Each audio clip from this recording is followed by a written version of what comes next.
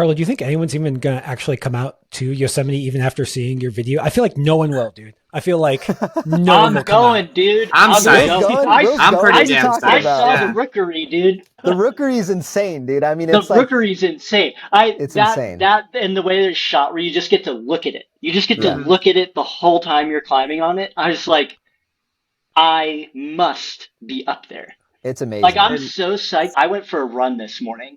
I fucking hate running, dude. But I'm like, I'm 36 now. Like, it's time to get in shape. I'm going to fucking Yosemite in the winter, and then I'm going to Ticino right after that. Like, that just got me so hyped, dude. If you go to Ticino after Yosemite, you're going to destroy Ticino. That's what I'm talking about. You're going to destroy Ticino because all of a sudden you've got holds and footholds, but Yeah. then all the same kind of granite skill sets in there, and you're going to be like, holy shit, this is easy. I'm psyched. I'm so psyched. Totally comment on the YouTube, Will. This movie was so good it made me go on a run because I'm 36. Yeah. Yeah. I fucking I'm woke glad. up this morning and I went on a run. I was like, it's time.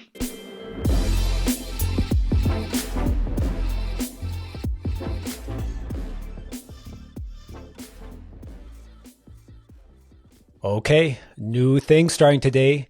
This is the beginning of a series called Good Temps. It's reoccurring. The Good Temps crew is a consistent group of us doing the episode at least once a month where we talk about the biggest news in climbing or whatever we think the biggest news is, or honestly just whatever we want to talk about. This crew is absolutely all-star, and I'm only going to introduce them this once since it's the inaugural episode. And honestly, these guys need no introduction anyways. They all climb at least V15. They all have companies in the climbing world, and they've all been on the Testpiece podcast at least once or twice. Let's start out the intro with one of the best all-arounders to ever do it. He boulders hard. He sport climbs hard. He even puts widgets into hard cracks. He's also an accomplished comp climber, route setter. This guy's even opened up gyms. Ladies and gentlemen, Mr. Carlo Traversi. You guys are supposed to applause, dude. Thanks, guys. Stoked to be here. It's gonna be fun. Told you, only one time we're doing this intro, so enjoy it. Soak it all up. Soak up the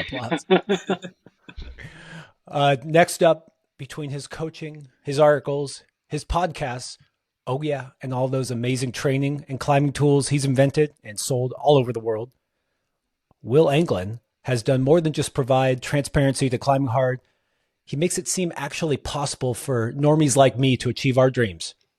Mr. Will Anglin. Thank you. And the young gun to round out the field and make sure it's not just old men yells at cloud. The man who brought V15 to the Northeast and literally believes that every crimp is a jug. And based on his climbing, I think they actually might be jugs for him. Mr. Austin Hoyt. All right, guys. And last one is me, Josh Horsley, the world's greatest climbing podcast moderator, because there's only one, on the Good Temps podcast. We might change the name. This is what we're sticking with for right now, but whatever it's called, just expect to hear from us every month, getting together to talk, joke, heckle, and just generally have fun chatting about the latest in climbing. And as a reminder, reoccurring series, so don't expect any intro next time. Let's just move right on to the biggest news of the month. It's Hamish McArthur doing the second ascent of a V17. Is it Megatron? Is it No One Mourns the Wicked in a Day? I don't know. Which one do you guys think should be the bigger news? Is it that coveted second ascent of Megatron that had sat dormant forever, or doing V17 in a day? I don't know. Just Hamish, if you were here, we would give you a round of applause too right now.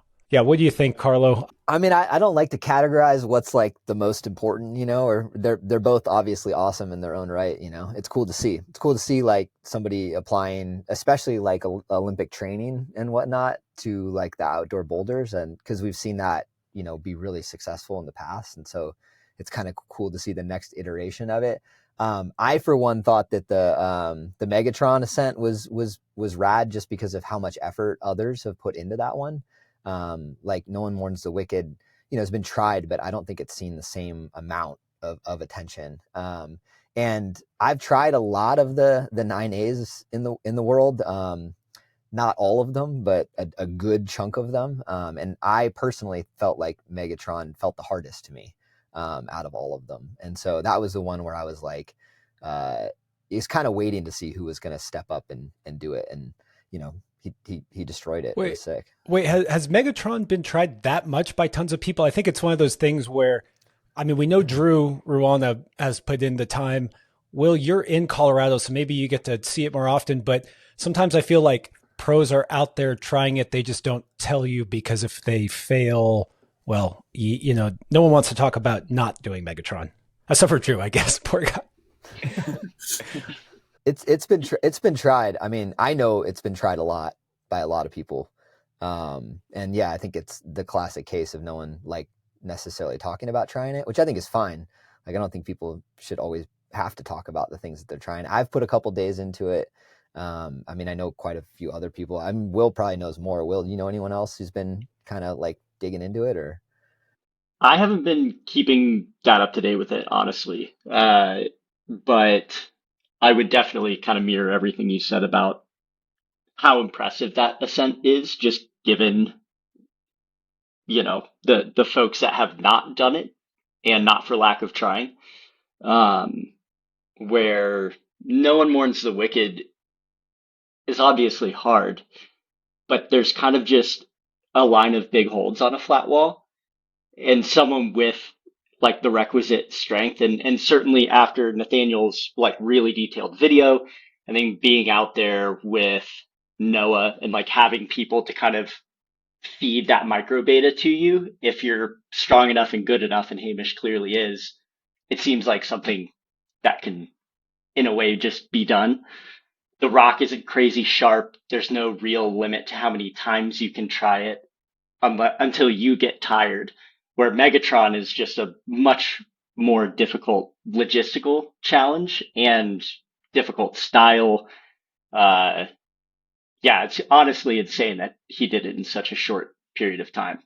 I mean, certainly 3 hours on No One Mourns the Wicked is also ridiculous, but yeah, it's both crazy.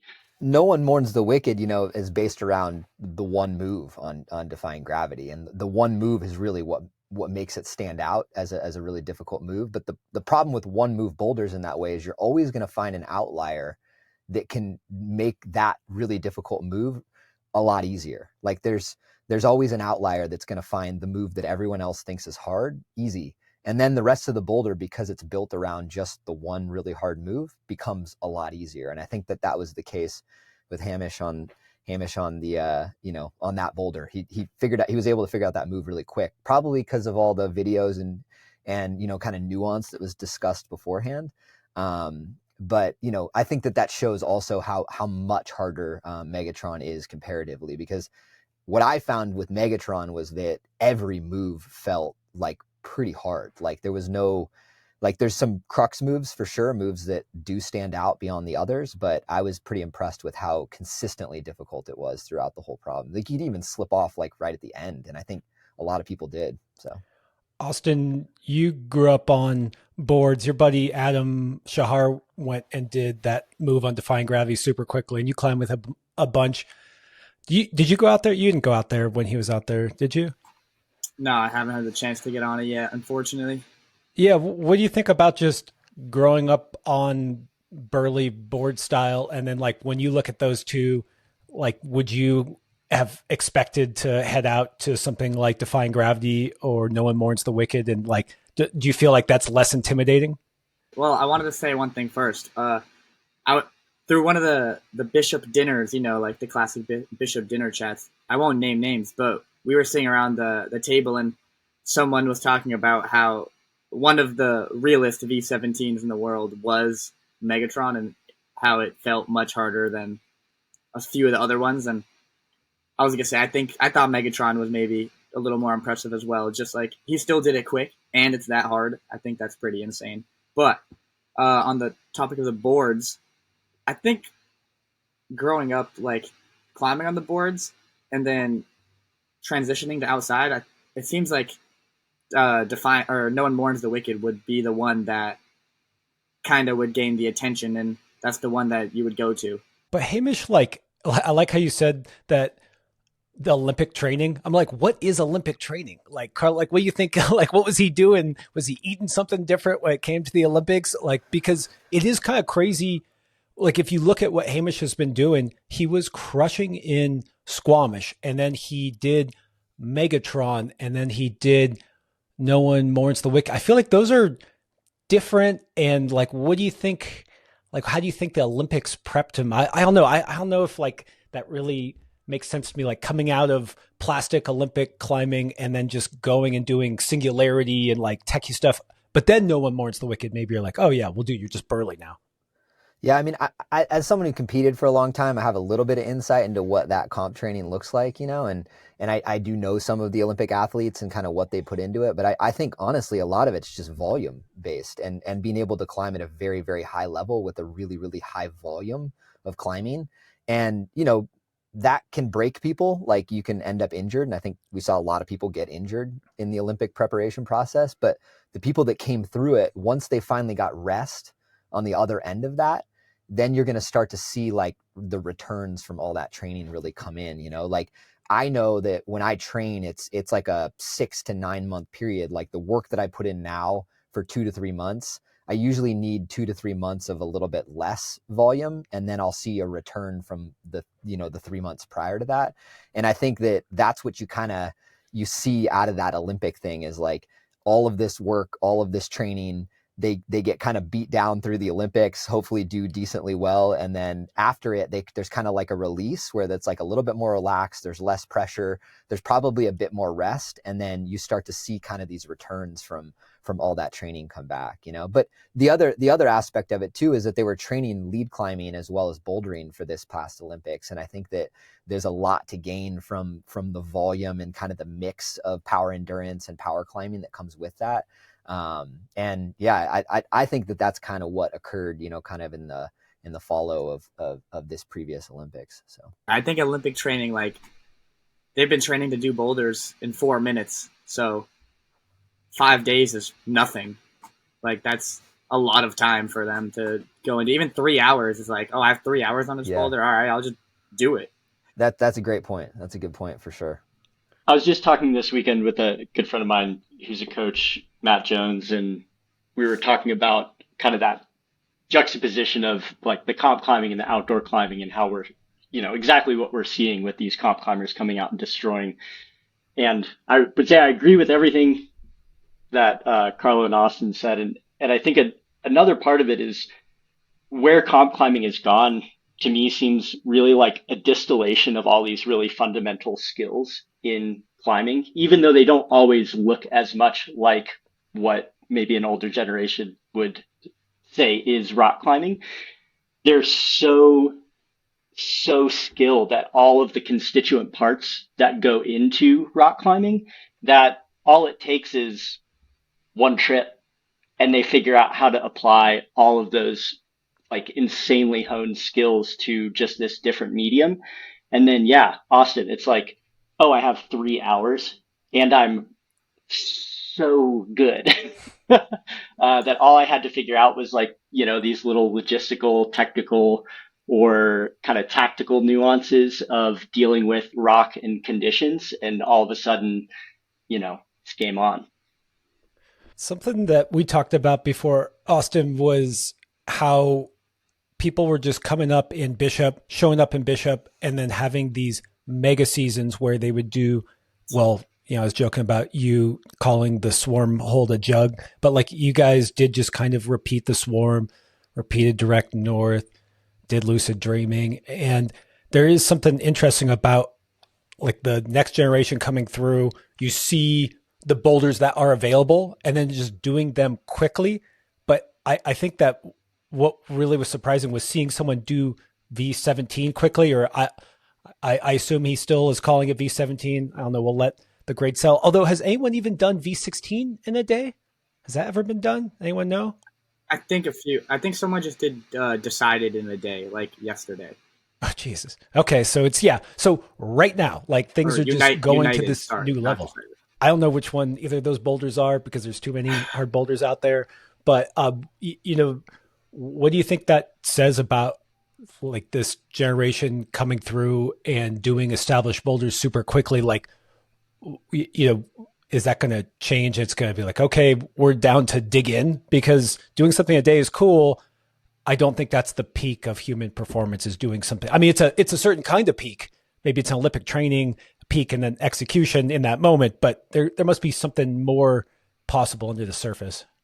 Yeah, for sure. I think people kind of feel like they have to go and repeat boulders and do things in a day and stuff to like, you know, to make a name for themselves and like get sponsors and all this stuff, right? So they maybe feel obligated to go and repeat these things and don't want to put in the work and don't want to put in the time, or maybe they do, I don't know. But they're so strong they don't have to worry about it. Almost they can go, like you said, to Bishop and put their pads under the swarm and do it really quick. So I don't know. I think maybe something like that plays into it a little bit.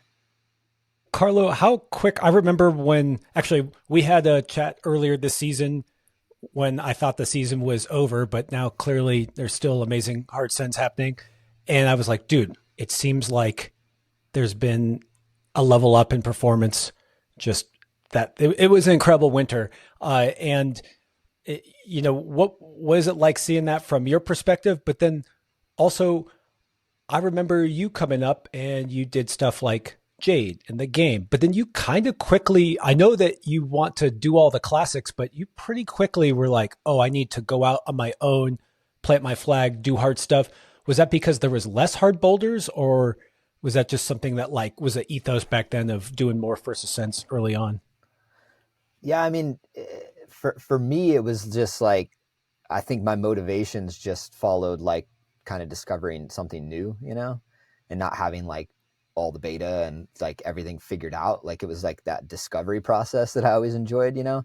And so, and, you know, yeah, I mean, that was the bulk of it. I was never really interested in like the speed of being able to climb something, you know, like I'm not a good flash climber. Like I've flashed, I think up to V12, but never anything harder. And I'm not good at flashing stuff. Like I climb with Jimmy all the time and he just like flashes everything. And it's like, I can't do that. Like I'm not, I don't have it. I've botched a lot of like V13 and harder flashes, like past the point where you should botch them, you know, like a lot of them actually. And I just kind of realized over time that I'm not good at like the speed approach to stuff, and that I didn't enjoy it. Like I didn't enjoy this, like, let's just do this as quickly as possible and then move on to the next thing. You know, I wanted to like have something that really took like a lot of time.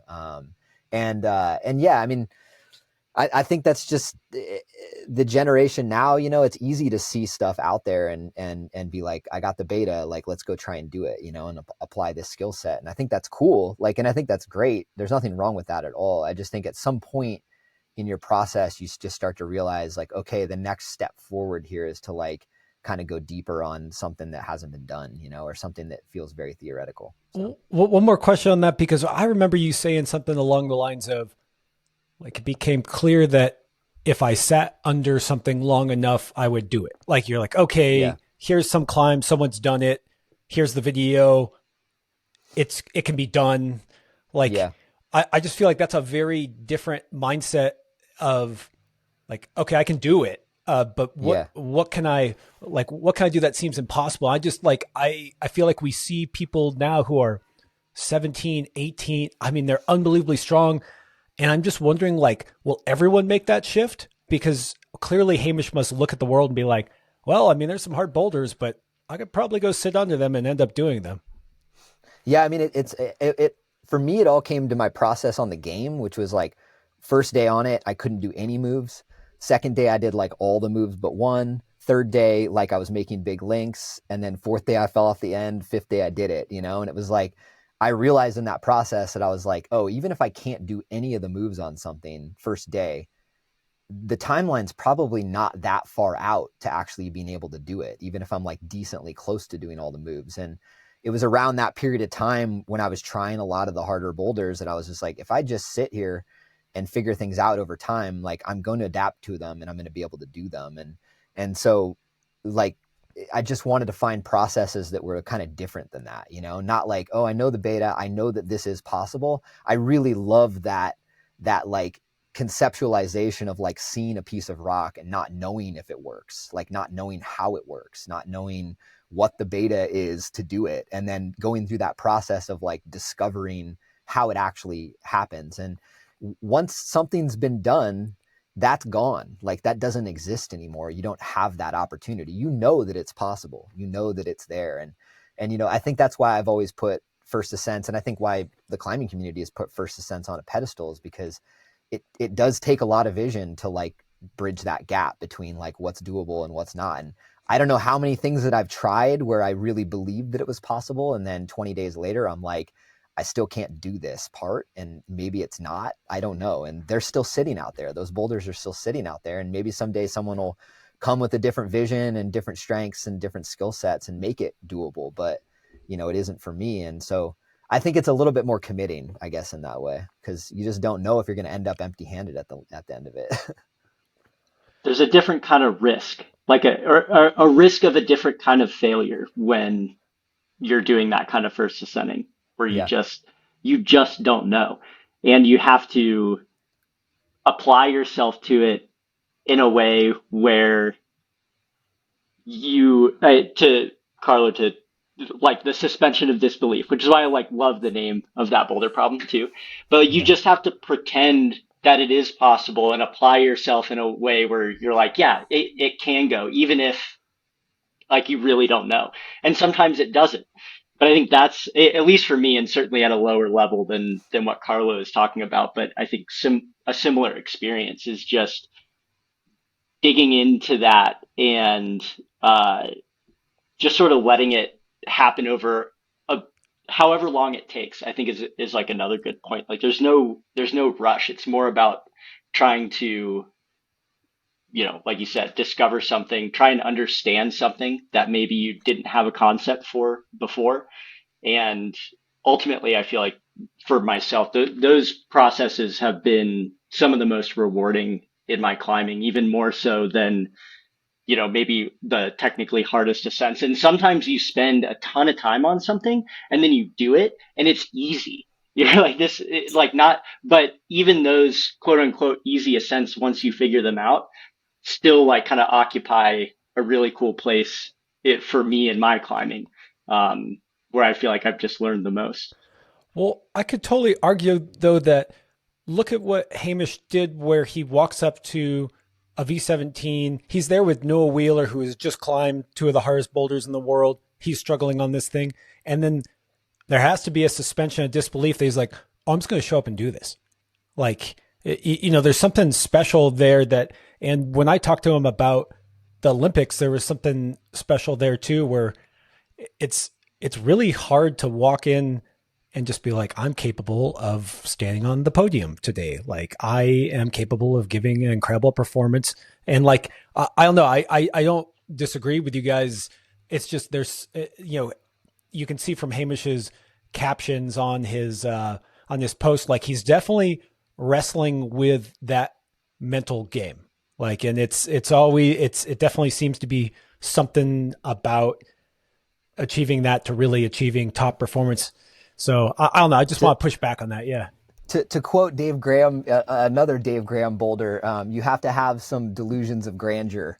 You know, you have to, you know, be delusional in a way about what you can achieve. And I know that personally, that's something that I've taken into like everything that I try and do, you know, in climbing, is that you have to convince yourself of what could be possible, you know, and what you could do, because that's the only way you're going to level up to that. And then just be okay with the fact that you might not hit it a lot, you know. Like I definitely go into a session and be like, I build myself up, you know, like, oh yeah, that move's going to feel like this. I'm going to destroy this. I'm going to do that. And most of the time you get out there and it doesn't quite pan out that way. And then you kind of reconcile with that fact. But sometimes you do live up to that kind of extended vision of what you're capable of. And that's when you can really kind of push the envelope and kind of push things forward for yourself. Austin, you just took a little mini trip to Burden of Dreams in Finland for 2 weeks. Did you channel your inner Dave Graham and think that you were gonna just maybe even flash it? Fuck no. I think when I was planning the trip, I was like, I just want to like do all the moves. That was my only goal, was to do all. I like try to be somewhat realistic, but like I don't. It's not always good to be realistic because it's good to dream too. So, but I thought if I could do all the moves, it would be like, oh, that's obviously possible, and now I can dream bigger and be like, okay, I'm gonna do it now. Did you give it a flash go, Austin? Oh, of course, Like a proper? 100%. I gave it. Yeah. Okay, Pull on the good. start, and I touched the first hold, and I was like, oh, I'll do this move, and then every go was basically as close as my flash go. What makes that thing hard? You said that. Well, dude, I in the intro, you said that the holds are pretty good. You're like, dude, these holds are. I don't know if you said jugs, but they were in cut. Like, what makes it so hard? Then how come you were wrong? Where when you fondled, you thought, ooh, I can do this, and then you struggled a bit. I think, well, all the holds are better than the holds in the Swarm, honestly. Like the crimp on the Swarm, at least. Like, they're all better than that by a good amount. They're like half pad, flat edges on a 45-degree roof or overhang, but the feet are like 2 quarters stacked on each other on the wall, and they're just tiny. And it's really slick, too. The rock is good, but like somewhere in between like the super slick patina rock in Bishop and the a little less slick rock in Bishop. How steep is it? Oh, it's like, I think it's about somewhere between 40 and 45. It kind of goes back and forth. Okay, well, yeah, I just when you guys went out there, I was impressed with going out there for 2 weeks. I know that you went out there with Adam, and it was like, oh, 2 weeks is pretty short. I just thought that was like enough time to acclimate to the time zone change. But yeah, like, was that the discussion in the flight between you and Adam? Like, dude, we're going to do this. It's going to go down. Yeah. I think, I don't want to speak for Adam too much, but I'm happy to, so I will. But when we were booking our flight, he was like, dude, we got this. Let's do it. We're going to do it in 2 weeks. And I was like, 2 weeks? I mean, okay, we'll try. We'll definitely try to do it in 2 weeks. And then I think our first day after trying it, we did like interviews for the video we were filming, and Bruce asked Adam, he was like, how do you feel? And Adam was like, I think I came into the trip with a little bit too high of expectations. That's tough. 2 weeks is tough. One bad skin injury takes 2 weeks to heal. So like, Yeah, fully. if you split, like, you're done. Although I will say it wasn't as sharp as I expected, which I was surprised of. It's just really slick. Is that the deal? Slick with like weird position, bad feet kind of deal? Yeah, more or less. There was like the left-hand start had a little spike on it, and then the left hand you dyno off of for the finish had a little spike on it. But like the middle moves, all those holds really weren't sharp. And if you could do the drop knee way, like how Simon Lorenzi did it, I think you really aren't dealing with that much skin issues. How many people did you see out there? I think it's crazy that people are taking trips up to Finland. Like, I've never thought about going to Finland for any reason except for hearing about that boulder and wanting to fondle it. Like, did you bump into other climbers there? Yeah, we bumped it. Well, when we were in Bishop last season, Sungzu told us he was going to try it, and I think that inspired Adam to try to do it, and then I kind of just hopped in last second. But when we were there, we saw Sungzu, we saw Ryuichi, and we saw a few other people. Like, we saw, I think his name's Florian. I don't know. He's this guy on Insta I saw who has been training on the Burden replica in his backyard for like years. And then he went there finally, and he did all the moves on it, and he looked super solid. Like, it was pretty inspiring to see that. But there are definitely other people there, and the cool thing is, it wasn't just Burden. Like, at least when I started climbing, I remember talking about like the Globalist with my buddy Bryce, and he was like, "Oh, it looks so good," and then getting the chance to go and try that was pretty fucking sick too. Dude, didn't you do an FA while you were out there? Oh yeah, I didn't, but if I wasn't there, it wouldn't have been done because I have the vision, and Adam has the strength.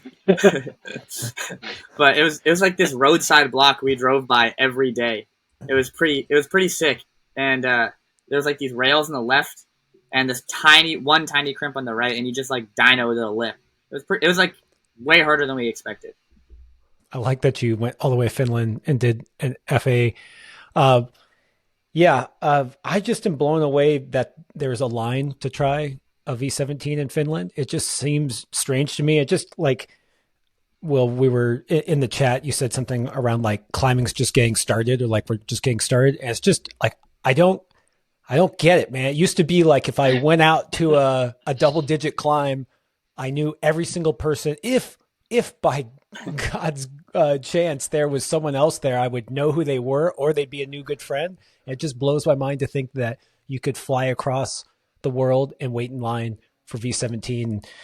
Yeah, just any other thoughts on this idea that it's just getting started, man? Like, how does it keep going up like this? Up only. No, we're just getting warmed up, man. There's V17s everywhere.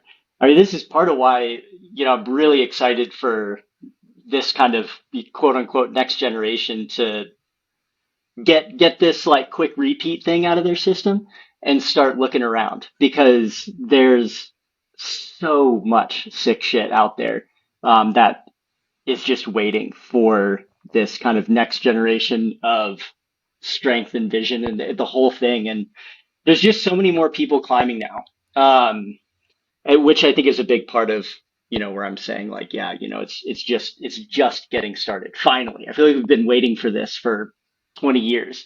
It used to be this niche thing that you just were lucky to get involved with, or have somebody tell you about or show you about. Like I didn't know it was a thing at all when I was a kid, and then just happened to go to some kid's birthday party when I was 12, and was like, oh, this is fun, and I suck at every other sport I played, but like let's try this one. And then coming up and competing and doing the whole thing. And when I was younger, again just talking with a friend of mine. I was like, I didn't know how to even get better. There was no one to ask and no one to tell of like, well, how do I train to do this thing or get stronger or whatever? There was just the one guy in the gym who was like, I don't know, I do 100 sit-ups a day. You're like, well, I guess I should do 100 sit-ups a day. It's like, well, that's not really what you ought to be doing. And so that's what got me excited about learning about training for climbing and all this stuff. And now there's, between like the modern gyms, sports science has developed drastically, even outside of climbing in the last 20 years. Now it's able to be applied to this kind of thing. The pool of people is much larger. We're finally starting to see like the actual people who are built for it, like the actual genetic freaks who can handle the workload, have the good tendon insertion, are like built for it, and then those people plus like the level of understanding of how to prepare for this sport and the level of development of kind of the sport version of rock climbing, taking all of these people, developing them, developing these constituent skills, and then they get excited on rock climbing and they start going out and learning all the kind of nuance to that. It's really like we're finally seeing it. It was not to take anything away from anyone who has helped push the sport forward in the past, but it was easier to stand out because the challenges it was more of like a vision challenge of like even conceiving of these things as being possible. But realistically, the physical challenge of those things was not actually that difficult. And I think now we're starting to sort of see the confluence of those two things starting to happen. And in the next 5 years, I think we're going to see some insane stuff, and it's just going to kind of depart from there. Will, you're supposed to say it's the boards. It's all because of the boards.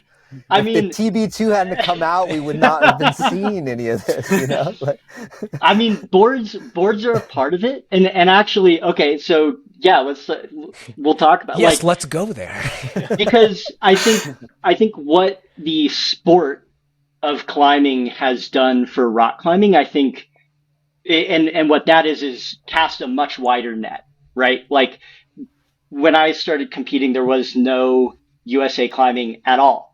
There were like a bunch of little disparate comp series and whatever. It was much more developed and has been much more developed in Europe for quite some time. But it cast a wider net and got more people into the sport. And like we were able to find more of these talents and coaching developed and stuff. And I think boards are an extension of that. Like talk about casting a wide net. Like in order to cast a wide net, it has to be accessible. And currently boards are the most accessible way to be exposed to climbing and to develop yourself as a climber. You can throw it in your backyard. They're in gyms in almost every major and non-major metropolitan area in the country. And so we're casting that wider net, getting more people into it. And then, the boards as an entry point, and then who knows where you end up. I would also say accessibility to good hard climbing, because I think there's a lot of gyms that provide the accessibility, but they have no one to set anything that's good and hard, something that can push you at the right level at the right time. And I think that the boards are extremely helpful for that. You can pick the level, you have something that's set that can be climbed, and you have thousands of problems that kind of fit that. And you can just cycle through them over and over and over again and keep coming back to them. And you see videos of people doing them, and it's so much more, I guess, palatable, and easy to kind of replicate it over and over again. So I think the accessibility is a huge point, but I think there's a little bit more nuance to it as well. Carlo, I want to ask you about that idea of casting the net wider and getting genetic freaks, because I mean, you're one of the top of our generation. You've climbed with the people in the generation before. You've climbed with some of the latest, youngest generations that's climbing the hardest. Are the physical basics actually better in the young people compared to our generation or the generation before? Like, are they actually that different? Yeah, that's a hard question. I don't know. I will say that I knew a lot of people growing up that were physically more capable and physically better, and they just stopped climbing. Like, they didn't stick with it. And I think that now, as climbing's grown, become a bigger sport, that the people that are at that slightly higher genetic advantage stick around a lot more. And I see a lot more of them, staying in the gyms, going outside climbing, just being more involved and whatnot. Because I grew up with a lot of people that I was like, they're way better than me. They're way stronger than me. They're way more capable than me. And they just didn't stick with it, or just didn't put the time in long run. And I think nowadays I'm seeing a lot more people that stick with it, that are at a higher level in that way. It's just hard for me to imagine, like, when I look at Daniel Woods, when I look at Dave Graham, when I look at Randy, then I look at Noah, I look at Hamish, and I don't know. Like, I just wonder, like, is it just them getting to stand on the shoulders of the ones who came before them, or is there something special and different there? Because I don't know. Like, I'm not sure about the casting the wide net, because I feel like what we've seen physically, it's hard for me to imagine that they're going to be crimping like 20% harder, whatever the hell that means. Like, that's just I don't know. Yeah. Austin, do you crimp 20% harder than people who are 10 years older than you? Is that what happened on the Swarm? No chance. I've been burned off by so many people. P-Rob burned me off on crimps in Africa pretty hard. Like, I get burned off on crimps all the time. Yeah. Yeah, I don't know that it's necessarily like that big of a physical departure, like 20%. I think that we're talking about more marginal things, and then more like the way that these individual elements end up getting combined in individual people. Like, there have been freaks for as far back as we know about, I mean, uh, James Litt's crimping, That's like what I everyone was knows thinking. the Yeah. legends, right? Like, yeah, like there's plenty of examples of that. And that's what I mean, like, not to take away from any of that, because clearly, like, there have been serious outliers and there are really good climbers. But I think, to Carlo's point, like, climbing really rewards experience, and the longer you can stay in it, and the better you can get at it, the more you can realize and kind of actualize those incremental physical differences. And a lot of that adds up over time. And so I think casting the wider net, like, if in the past there was maybe 1, 2 generational talents, like, that were kind of freaks every generation, now it's like, well, there's 15 people like active in bouldering right now that are like crazy and bringing something really individual, and also are kind of only getting started. Like they're young. So if the odds of a couple of those people sticking with it for the next 15 years, like I guess that's what I'm talking about with the wider net, is like there's more chances for more people with more combinations of those kind of genetic gifts, plus the level of understanding that I think we have about how to prepare them at an athletic level. And then things in climbing that kind of make it worthwhile for athletes to stick around and not go do something else that is going to pay their bills or send them to college. Carlo, what's your advice to those 15 up and coming physical talents? What should they do to make sure that they become one of the two that actually stick around and really do make their mark?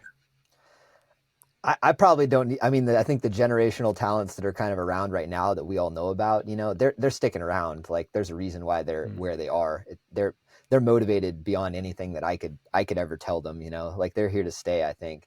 I think the only thing that I would say is like, go find a way to make your mark, and I don't think your mark is going to be speed of the latest V17. Like, yeah, go build a base, go do some of the hardest things in the world, but now go find some way to apply everything you've learned to something that kind of pushes what we believe is possible in the sport, and that's kind of always been my goal, is find something that I think and I see that looks impossible. Like someone would come up and be like, you're not going to do that there's not enough holds, they're too far apart, this is just not going to happen, and then figuring out a way to make it possible, and that's what I want to see. I want to see climbs get put up where I look at it and I'm like, no way in hell that's happening. And then someone pulls it together. And I think we're at a really interesting place in climbing where we're going to start to really see that, and I didn't feel like that was the case a couple years ago. I definitely was like, yeah, I see this incremental improvement. But really in the last year, I've seen such a jump, which was unexpected for me. I didn't think it would happen in the bouldering realm that quickly. I thought we'd see more route climbing jumps rather than the bouldering jumps, but proven wrong, and it's rad to see. So I'm psyched to see more of that. There's a lot. I mean, I know of 20-25 projects that are just absolute mega projects in California alone that I've seen and tried that are at that 9A harder level possibly, and maybe stuff gets figured out and they end up being a little easier, or maybe they're actually impossible, but that's the line you're looking for. That's what you're looking for when you look for those boulders. So how long should you pay your dues? Austin, how long are you going to pay your dues before you go out? You went to Finland to do Burden of Dreams and then scrub something new. So I guess you do have the vision, but it's just like, it begs the question of, I mean, dude, the internet did blow up when Hamish did that thing really quick, or did the second ascent, like, and it just makes me wonder, like, when do you move on? Like, what, Austin, when would you advise your buddies to be like, stop trying to do things that others have done? I mean, that's part of the reason I stayed in the Northeast, just to like keep hiking and keep scrubbing and keep looking. But I think, I don't know. I mean, I think like Carlos said, like, I think leaving your mark is definitely like a cool thing. I think it's important, but I think there's other ways to do it maybe too. Like maybe if he went and did every 9A, that'd be pretty impressive as well. And it would be a pretty good show of like, look, I can do all these styles and I could climb all this. And then I guess you completed climbing, I guess. Now it's time to leave your mark and go scrub some boulders and invest some time. But I think it just differs for everybody. Like for me, I did my trips and I live in New York. And when I'm home, my main inspiration is just getting out and looking for new hard shit. Like I don't care really about repeating boulders around here anymore. Paid your dues. I like this idea of making your mark, looking at impossible things. You guys, probably the other biggest news of the last month or so is Katie Lamb doing the world's first V16 by a woman. I'm stumbling over my words because she kind of did one, got downgraded. I don't know. Hopefully the world doesn't take that away from the internet. I shouldn't say the world. The internet doesn't take that away from her. Carlo, you know anything about the dark side? Have you heard of this problem?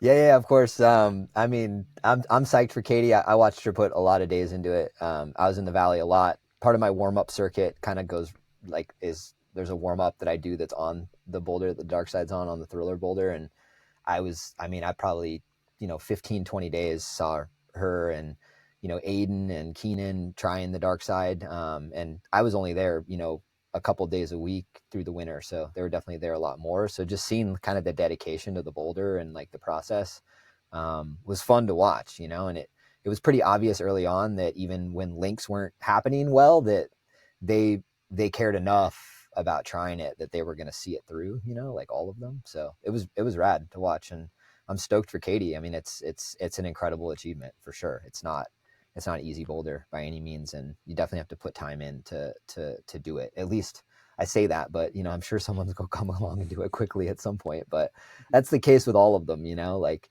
And I've said this with the dark side too, is that if you line up the right conditions, the right beta, the right everything, like it is doable to do it quickly, I think, for sure. But Aiden's an exceptionally strong individual, especially at that style, and it still took him some time as well, even with good weather. So I think we're a little ways away from someone like doing it in a day, but you never know.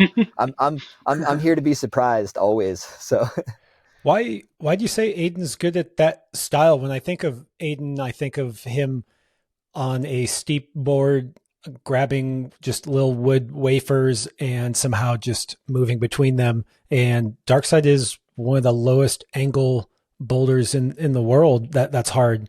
What about him and that style like worked so well?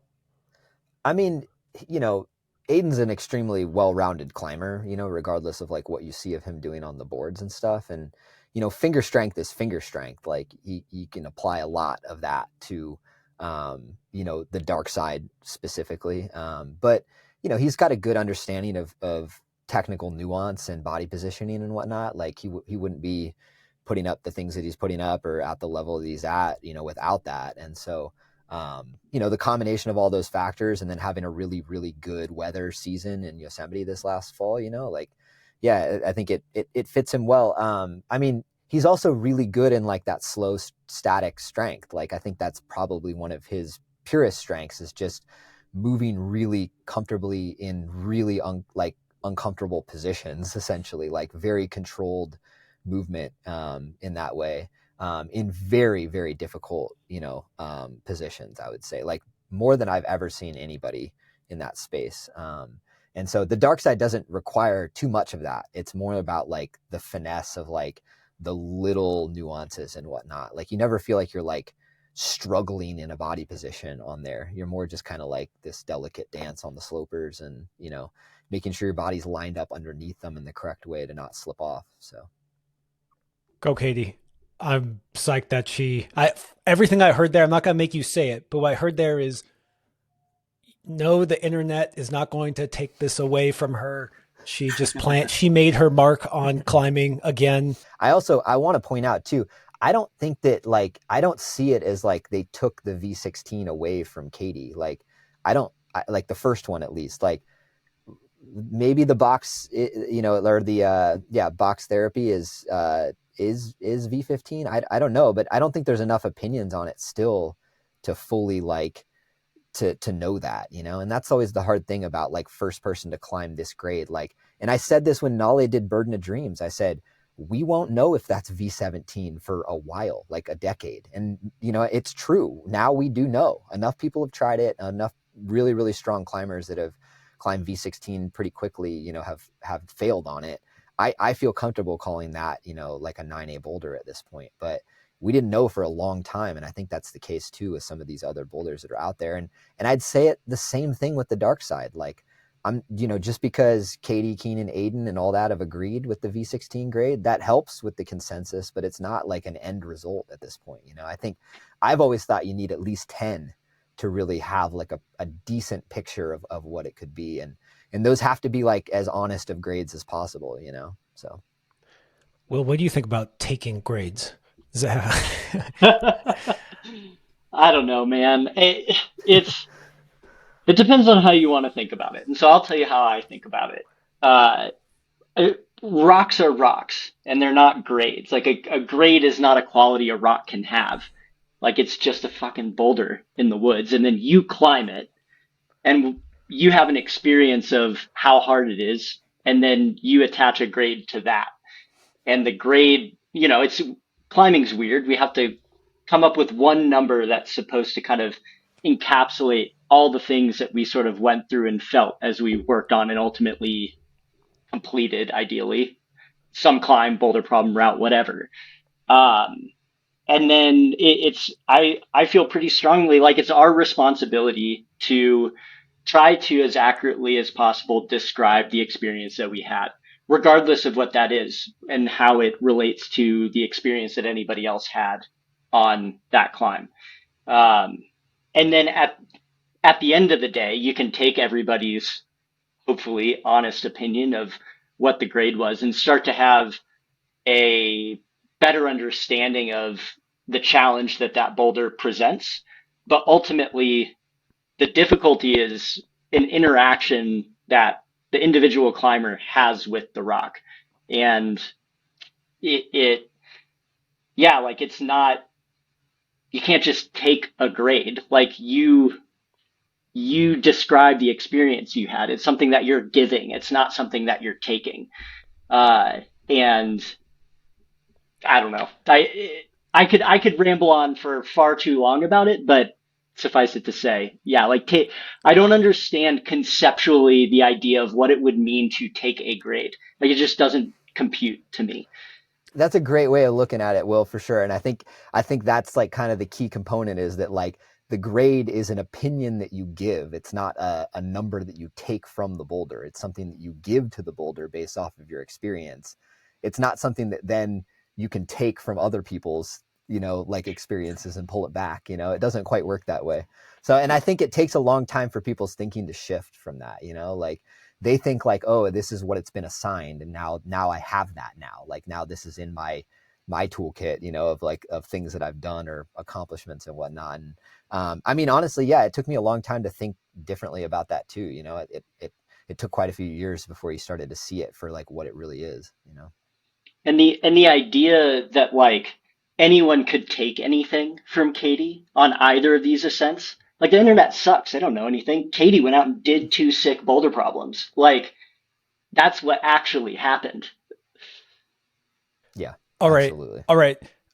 I'm just gonna disagree because what you said, Carlo, is at some point your mindset has to shift. You have to understand. I actually don't remember exactly what you said, but what it did to me was the reason why I will take grades is because I don't think I know any better. I think you guys may have paid your dues in Yosemite, done every single boulder V12 and under. Now you're like, okay, cold snap is a V12 plus or a V13 because you are like, I have experienced all of these different things this place has to offer for me.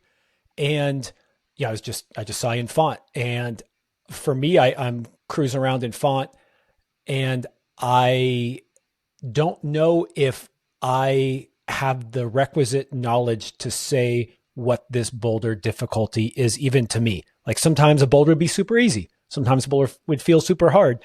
There's a side to me, kind of like my route setting side, that would be like, this looks actually like a 6C, but damn, it felt like 7C to me. Like I had to pull it all out there and, is that condition? So I don't know. To me, it's just like maybe when you guys are looking at your career and your resume, you're like, oh, I know exactly where this slots in. This felt like this compared to all these. But oftentimes, especially as I got better and in certain styles, just be like in Yosemite, dude, like, oh, that was V12? Huh.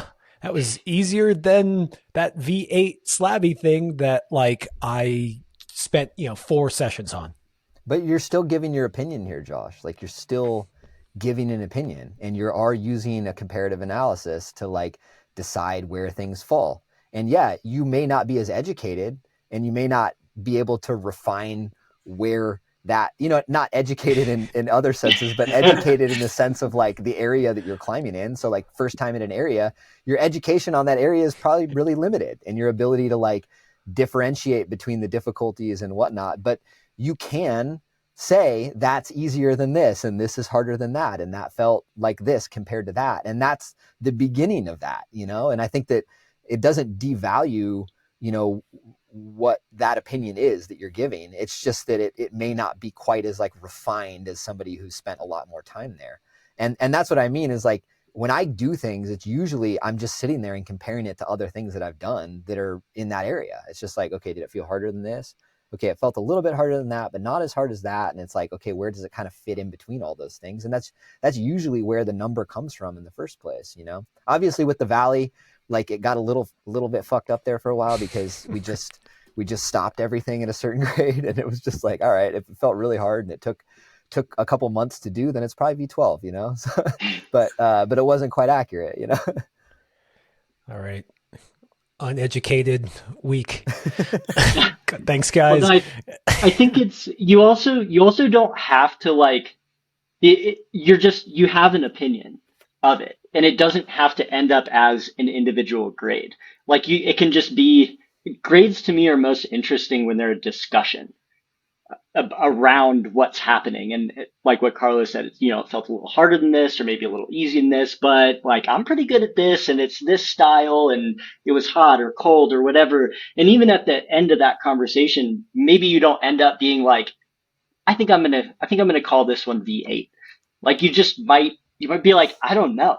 And then you might have to wait a while and maybe you climb other things, and like getting to a point where you're comfortable, more or less comfortable giving a grade to something, like that doesn't have to happen in the moment, and you don't have to do it. Like you still did the boulder problem. Like you'd be like, well, I did karma. Like I don't know how hard it was, but I did do that thing. And like I don't know, that's bouldering or climbing in general. It's the objective, and you either do it or you don't. Everything else is just kind of a conversation around how hard it may or may not have been. And that's why when I do first ascents nowadays, it's always proposing this. It's proposing it based off of my experience on it. It's not supposed to be a number that's set in stone. And I think with first ascents, that's really all you can do is just propose something. And I've always kind of been at odds with how the media like represents that. And I want them to use the term propose more often. And even with the second ascent, it's just like, this has been proposed at this second ascent feels like they had a similar experience. So they're, you know, confirming that it felt similar to them, but it doesn't necessarily mean that it's set in stone, you know? Like when bringing it back to No One Mourns the Wicked, like I never thought that one was going to be a 9A. Like I've tried that boulder. Like I gave one session on that thing years ago. Like I found an easier way to do the move on Defying Gravity that I still think will end up being the easiest way to do it. And I think which is just with a lock off. Like I think you can just lock it off. Like I did lock it off completely. No swing, no foot cut, no anything. It's doable like that. And I think, and knowing that, I was like, well, if you eradicate that move, that jump and all of that goes around that move in the equation, then I think the lower bit, even because it's not that crazy of moves to get into there, is probably not at that level, you know? And that's why it's like, you just don't know, you know, like we talk about V17 in one day, but it's like, that's not maybe V17. Like maybe Defying Gravity is actually V14. And then that one's actually V15 from down there. And that's V15 in a day. And I think history will rewrite itself over time, you know, based off of more people trying stuff and more experiences and things. So. All right. I'm going to play uneducated punching bag again about the media, which I do know about because I mean, dude, Carlo, when we did the pod about the dark side, it was all about like, you did really emphasize proposed. And then I did a pod with Nathaniel and he really was like proposed. We even did like a little bonus episode where after we had clicked stop, he was like, yeah, you know, I just really wanted to get this across. Like, I'm not sure. This is just, I talked to everyone. This is what we said. We'll see. But I know the other side, and it's like, dude, if you're going to write a title, you're really going to be like, hey guys, I mean, maybe it could be Visa. Like, I don't really want to, plant my flag in the ground. You could click on this. Maybe don't click on it. I don't know. Like, you guys, in some ways, that's what the world wants is like, you got to boil it down. And that's why we have a single number. Oh, dude. All right. Will, that groan, just get in there, Will. Yeah. People need to figure out how to get their dopamine somewhere else. I'm sick of it, Josh, dude. are you Like, big it's media? ridiculous. Are you big media? No, but I also Are you representing big media now? no, but I don't want to. People don't want to read, dude. Like you don't want a word in front of. There's a reason why it's just a V and then a number. We don't even have like it's the most compact it can be to compact as much information as possible. And I don't know. It's like even though it is like a dopamine thing, or it's just like there's just a simplicity that we have this tendency to boil things down, and I don't think we'll ever get away from it. And so, yeah, I'm not big media. I'm not. Well, so I'll push back on that because this is a thing that I think that climbing is getting really wrong and doesn't show any signs of changing, which is really irritating to me. But like, I think climbing has a lot more to gain from diving into the nuance and the gray areas and the kind of non-understanding of some of these things than it does trying to like fudge it into one simple clickbaity thing. Like even watching the World Cups, I'm like, why are you even talking about climbing like this? It's like pandering to the lowest common denominator. You watch any other sport and no one talks about their sport like we talk about our sport. Like we talk about our sport like it's the dumbest thing anyone's ever done. And then you like watch a football game and like the rules of football are complicated, way more complicated than climbing. And they don't waste a second being like, hey, if you're just joining us for your first football game, let us like, no, dude, they're like right into the stats, right into the terminology. And it's a part of what makes being a sports person fun is diving into that nuance, having those conversations, disagreeing, discussing, like talking about that context. And then in climbing, we're like, no, we really need to figure out how to call it one number the very first time anyone does anything. And every time like we talk about climbing, we have to talk about it in a way that is like so dumbed down and so simplistic. Like it just does a disservice to the whole activity and it irritates the shit out of me. I'll stop. I think that's a really good point, but I want to hear what Austin has to say about grades. Yeah. Oh God. What is your take as the one without probably any gray hair here? No, I've always been a proponent for grades. I like them. I think they're really important in climbing for one reason or another. But I also think, like genuinely, I do think that the arguments you guys are making against them in a way are super valid. Like people are really like strung up. Like when he did No One Mourns the Wicked, right? Right away, people are like, well, do you really think that's V17 if he did in the session? It's like, that shouldn't be the thing we ask right away, realistically. But maybe I'm an outlier, but I do like grades in the way of like progression. And it's an easy way to track progression when you think of it as like it's like almost gamifying it in a way. Yeah. I'm going to take the barbell strategy approach. So I push because I know it's ridiculous to boil it down to one number. And I know that because of my experience of climbing hard things and then not be able to climb easy things.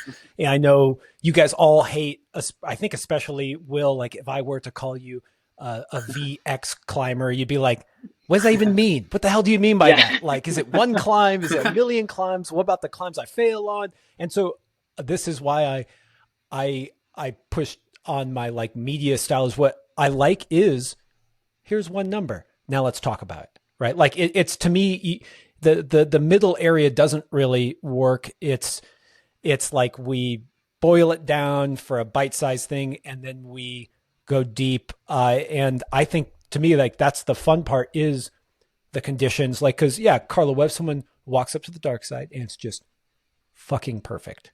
Like, and they do it and they're like, dude, Carlo, I don't know what you were doing. You were like spraying water in your chalk. Like, what the hell are you doing over there, man? Just climb the boulder. It's easy. You're like, no. Conditions. It's like, what do you mean conditions? It's like, oh, of course that's a factor. And so I like that, just that barbell side or that, the idea that we can boil it down and we talk about progression, but there's an infinite thing because it is way more complex. I think climbing's more complex than football. Well, Sorry, well, football. and I don't want it to sound like in my critique that I don't like grades because I love grades. Like it is a part of the deal.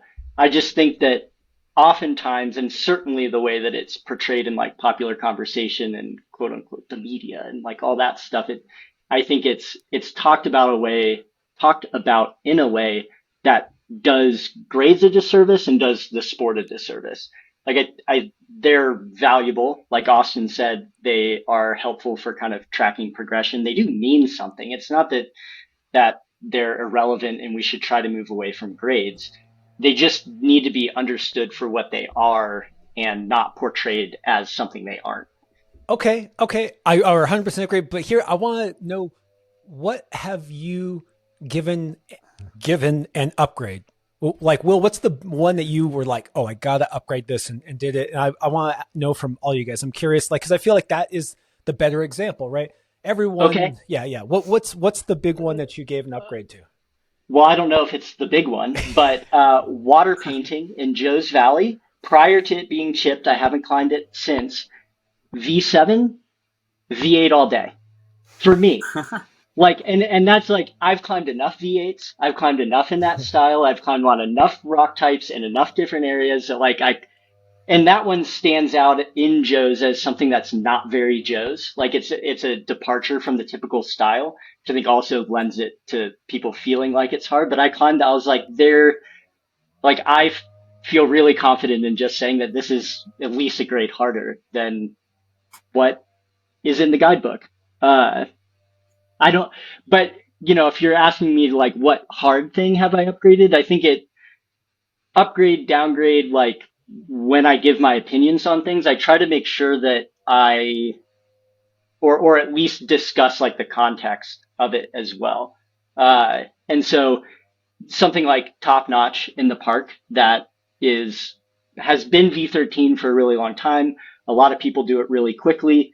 It took me a million tries. It totally got me exactly where I was bad at climbing. And I took that as I need to learn, not this is a harder grade. And sometimes it can be tough to tell, like, is this just something that I need to learn? Or is this something that really like I'm having an experience that is a real significant departure from what other people have said? And that's why I bring up water painting, because I feel like I have enough experience relative to that style and rock type and grading and whatever to where I feel confident in kind of describing my experience as such. But then there's something like Top Notch where I fell literally, Carlo, I fell 50 times on that jump move. And that's not Oh even my God. like the hard move.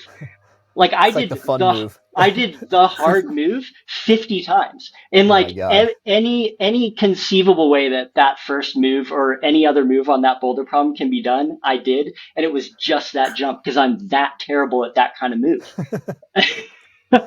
Yeah, that's fine. There's nothing wrong with that. Like, Yeah, it but just is what it you is. know that it is what it is. I definitely have plenty Yeah. of boulders that are like that for me too.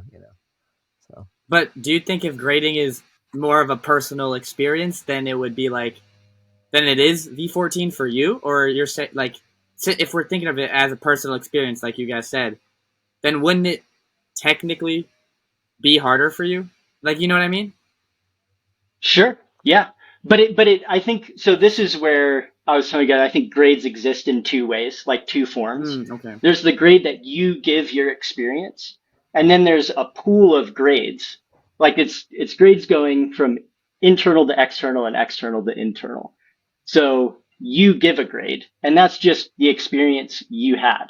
And then there's a grade that like is in some way the conglomeration of all of these Yeah. people's experience, and that can then be presented to people in and I think that in just presenting a single consensus grade, I think doesn't tell the whole story. Like I like the idea of there there are different kinds of climbs where that pool of grades is either like relatively consistent and bundled around one number, or sometimes there are climbs where like it's really bifurcated, and there's like a really like strong subset of people that are like, it feels like this, and a really strong subset that say it feels like this. And I think more than anything, like the value of that is the grades that are being presented to you give you an understanding of an experience you might have, and that can prepare you going in. Yeah. And then you still have to have your experience. Yeah, I mean, the public facing Yeah. side of grades is that it's a consensus system, you know? And that's the part that you're going to try to explain to everybody is like what is the consensus of on this, you know? And that helps you figure out what type of an experience you might be in for. It's not fully indicative of that experience because it may very well slide to either side of that, but that's why it's like I find take issue when people take the grade because you're not helping the consensus. Yeah. You know, it's like, that's fine if you take it for yourself personally, but to not weigh an opinion robs us of the chance to have a more well-informed consensus moving forward, you know, especially when there's not a lot of assents. You know, it's just, it's not hard to, it's, you know, it's hard to like pull it all together. If there's less than 10 assents and you're just like, yeah, I don't know, I'm just going to take whatever the first assent called it, you know, that kind of doesn't really help the situation, you know, if like, you can't just give like a little bit of comparison, you know, to see. And it's fine if it ends up being the same, but at least try and like weigh in based off of the experience that you had, you know? Yeah, I've been double downgraded before. Yeah, just because the three people that did it after me were like, oh, Austin said it was V13, so it must be V13, you know? But then all of a sudden someone comes along and is like, oh, no, it's actually V11. And that's cool with me, but I just wish the people that did after me, like you said, more were like, here's how it felt to me. Yeah. People get worried about like downgrading, you know, like Yeah. I wasn't like, I downgraded Jade when I did it, or downgraded. I was the first person to provide an opinion that was outside of the norm on Jade.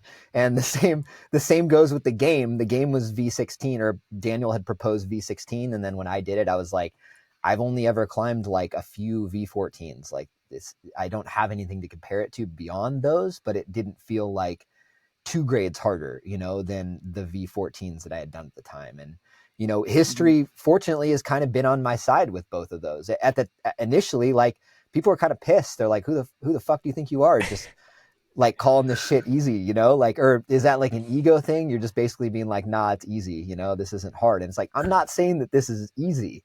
These are boulders that were at the top end of what I was capable of at the time.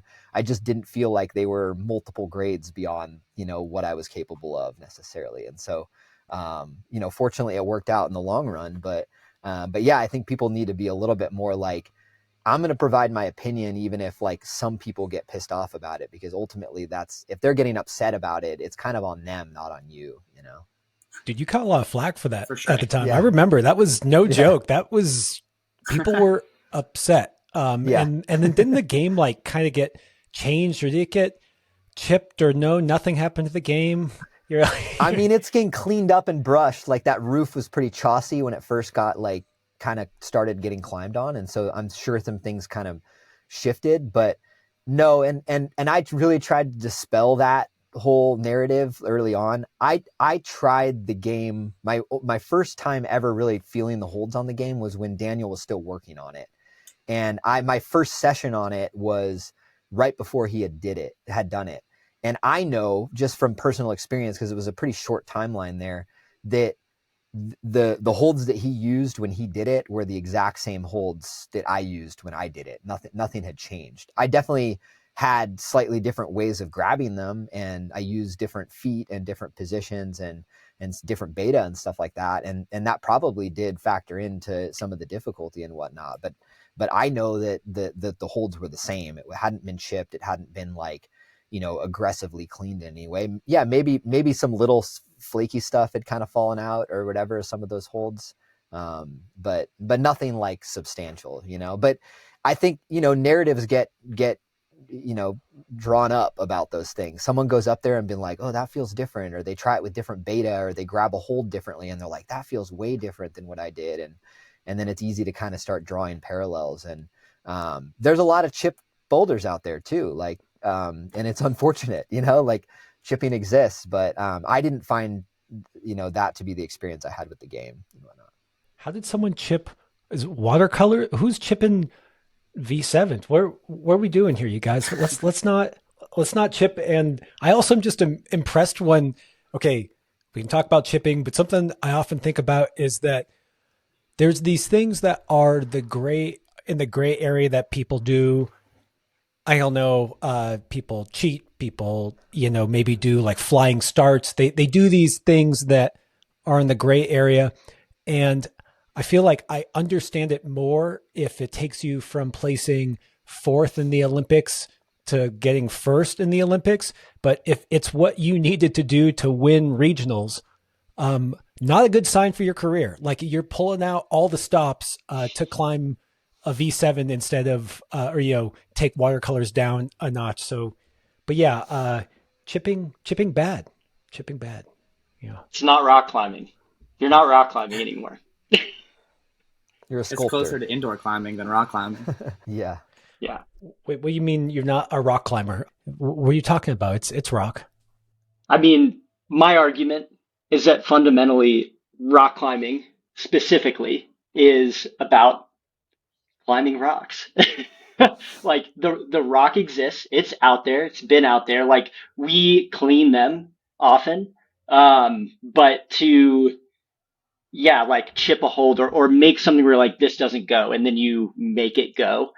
Um you're just fundamentally not rock climbing anymore. Rock climbing is about you changing to meet the challenge of this thing that you've discovered, and not the other way around. Otherwise, in my opinion, is fundamentally no longer rock climbing anymore, and not something I'm interested in doing. Will, how do you, I mean, I agree with that completely, but how do you navigate? There's a lot of gray areas around cleaning. And For how sure, do you for sure. navigate those gray areas? Because I know, as someone who lived in Colorado for a long time, I was uncomfortable with how far it got in one direction in that gray area. Like it got pretty close to the black for me Totally. in a lot of situations. And I haven't found that same experience here in California. I feel like it's a little bit more tempered in our relationship with the rock and whatnot. What's your take on it? Because it's a tricky one. It's not an easy. I had this chat with Aiden actually, even in Yosemite, because he was basically like, "Hey, I'm new here. Like, what can I brush with? And he was really like, he was really good about it. He was just like, I'm coming from elsewhere. I want to know what you guys use, what's okay, what's not okay, like what's kind of the local ethic. And I thought it was a cool conversation I ended up having with him about that. But what's kind of your take on it? Totally. So I can kind of tell you how I feel like I uh navigate it myself. Because I do a reasonable amount of developing out here. And the rock is not always that great. Uh, and I think one of the things that I really try to do is I try to clean the boulder problem really well when I find it before I try it at all. And sometimes that means I'll go out and I'll spend multiple days cleaning something and like prepping it, only to, at least for me, be like, it's impossible. I can't do it. And I have to just walk away. But I have, in the past when I was much younger, like in college, like I've crossed the line and fully like definitely chipped the hold and like made something go that, or I, I have a lot of feelings about it, but I robbed myself and everybody else from knowing if that thing would have gone anyway. And I freaking hated the way it felt. And so part of how I guard myself from that is I don't think about the climb at all when I'm cleaning the boulder. I like scrub the loose rock off, like scrub the lichen. If there's like big flakes where I can pull them off with my hands, I pull them off with my hands. If I can like pry at them with like a plastic brush handle and like they're gonna come off, I'll take them off. Like I'm trying to create something that's relatively safe uh, for me to like start climbing on and not pull a flake off and chop my leg open or something like that.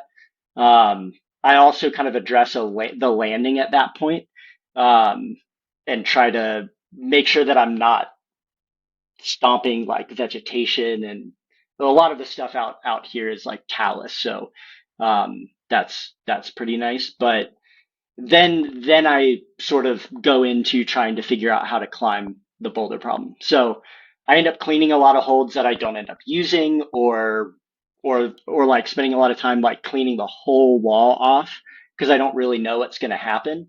But I find that if I start trying to understand what the climb is like first or before I start cleaning it, I'll start cleaning it in a selective way, and I'm uncomfortable with that. Um, so that's sort of how I feel like I quote unquote avoid it. Um, and I'm definitely not like you can't take metal to the rock and make a hold where there isn't, or like take a hold that exists and then like just make it bigger for your own purposes, you know? Like Yeah. uh it's and that happens a lot, and it's just crazy to me that has become acceptable in certain circles. Like uh anyway.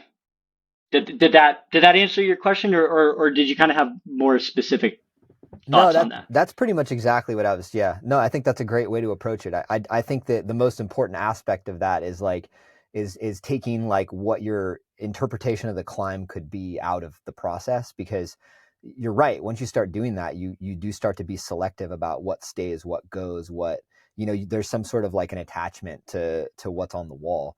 And I do think that can create issues, like ethical issues in terms of like what you allowed to keep. And sometimes people reinforce stuff, sometimes people do other things. And I typically tend to be more of a purist in that way. And like if it was meant to be a climb, then you take off everything that's going to fall off really easily.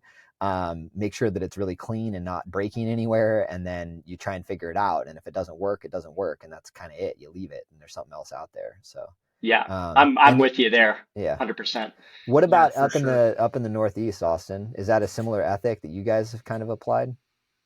Yeah, I mean, we just found this, or we were showed this new zone in Vermont, and the first day we saw this huge cave and had a lot of amazing grips, but most of them needed to be cleaned, and a lot of them were loose. So I think as long as, like you said, as long as you are doing it with the right intention, like none of us had climbed in the cave. It was the first time we ever saw it, and we were just like, this is going to be a dope cave. Let's clean it and see what lies under all this dirt and choss. And then once all the choss is off, it 9 times out of 10 it'll leave some bomber holds or it'll leave nothing. And like you said, it wasn't meant to be. But yeah, it's basically the same thing up here. All right, I gotta hand it to you, Will. Your ethos is congruent between grading, scaling rocks, and even how you clean it. Like it's definitely like there is a rock. It has no grade. It has no climb. Like it's just, and then we morph to it. But okay, climbs go up. We do have an interaction with the climb, and part of that interaction is that things break, and that kind of depends on us as climbers, right? Like an ant is not going to break off a flake, but things that seem solid break. What do we do about gluing? And the next question that just has to be asked is, does that change once the climb has been sent?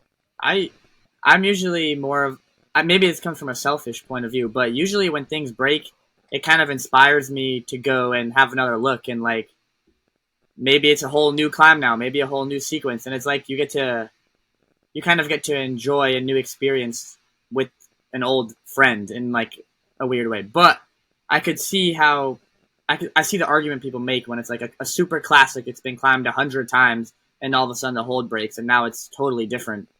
So I get both sides, but I think I lean more towards the side of let's explore something new now.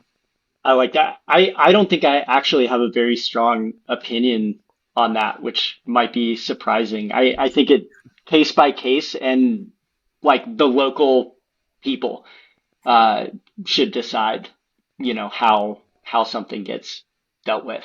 Um, I I can convince myself of it either way. And I haven't found like a really strong, compelling reason for myself to be like, okay, always make this decision in that instance. I'm not sure. Carlo, you often have strong opinions.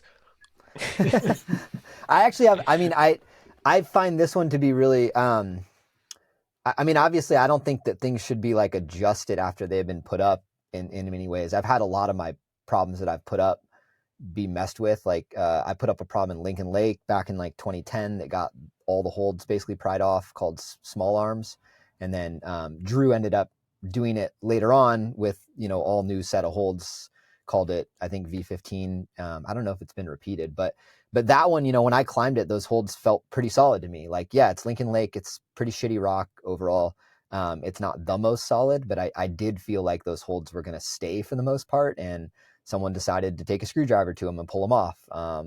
And so that was unfortunate to see, like maybe they were a little bit loose at that point. Like I wasn't there to make that call, but I think in those situations, usually like if I see something like that outside, then I usually check in with whoever put the boulder up and get them to come check it out first.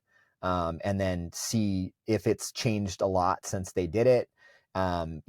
We can kind of look and see how many people have climbed it since then, and maybe it just hasn't changed at all since then. And in which case, I don't think it's worth taking the holds off, if they're flakes or whatever. I mean, I do know like there's a lot of rock in California, granite in Tahoe that has flakes on it that if you put a screwdriver behind it and pry it off, it's going to come off and then the problem's going to be gone. And yeah, the hold might move a little bit and it might seem like it could come off, but in the long run, no one's ever going to put enough weight or pressure on that hold to actually rip it off the wall under just like human strength. So it's a really, really tough thing to kind of try and decide what's best or what's not. I have another example. I put up a boulder in Brione in Switzerland called the Kingdom, and there's a shoulder move on it that goes into this gas stone. And this last winter, that hold ripped off the wall, which we kind of always knew that it had the chance to because it was flexy, but it had like 15 or 20 ascents. And then even Aiden had put up everything the light touches that goes up through that same hold that just grabs it in a different way.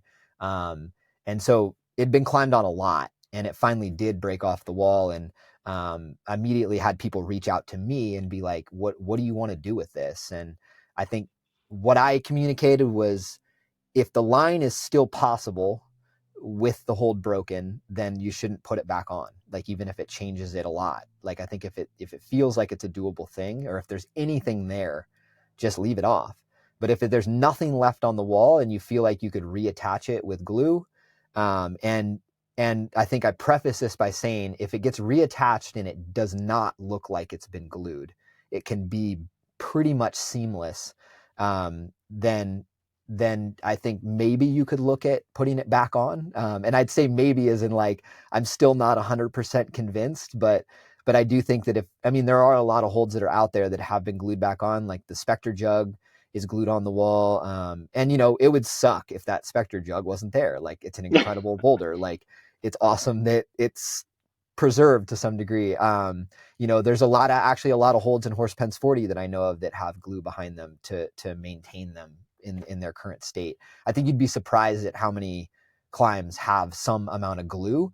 And surprised is the key word here, because they were glued in a way that makes it impossible to know. They've been preserved and you would not even know that that's the case, and I think with the Kingdom specifically, I was just like, if it can be preserved because it doesn't go any other way, in a way that you wouldn't know, then I'm on board with that. But outside of that, I think it's just is what it is. Nature took its course. So. That's super tricky though. The idea of does it go or not, because it's almost like chipping, right? It's almost like, well, I don't think it goes, and so like, am I doing any damage? Like, no, dude, it doesn't go. But it's like, well, maybe 20 years from now it goes. And I just feel like there's, whether you're the first ascensionist, whether you're a repeater, there's massive bias here. Like you're like, oh, like it broke, it doesn't go, or I was just about to do it.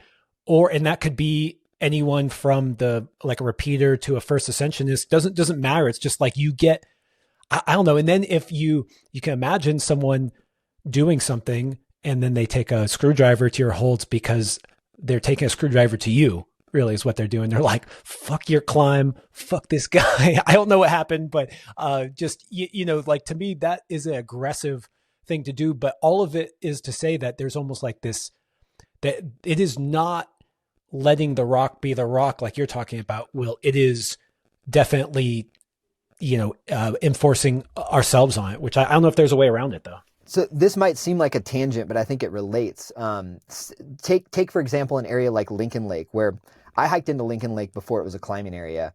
It was really, really bad rock. I didn't really feel like it had much to offer because of how bad the rock was. Fast forward, now 15 years, it was a bit of an area that was created. Like it was formed at the hands of climbers. Like it wasn't just naturally the way that it was. And I try to use my language carefully here because I think that some cleaning was probably totally okay.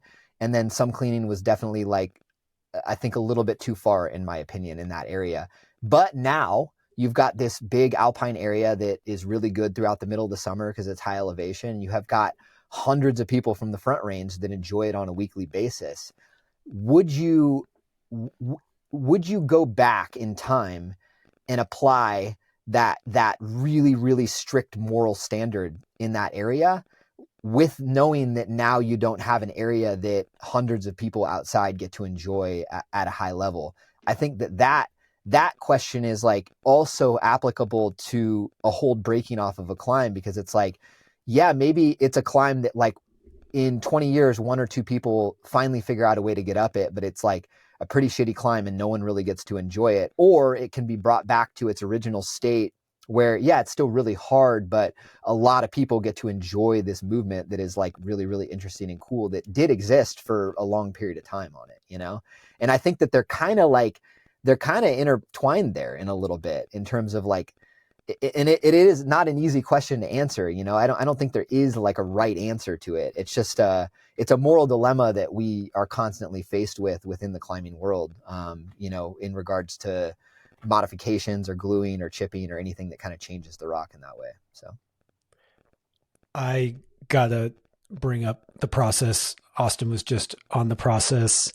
Carlo, I remember seeing you try it when it was a project. You're psyched on it.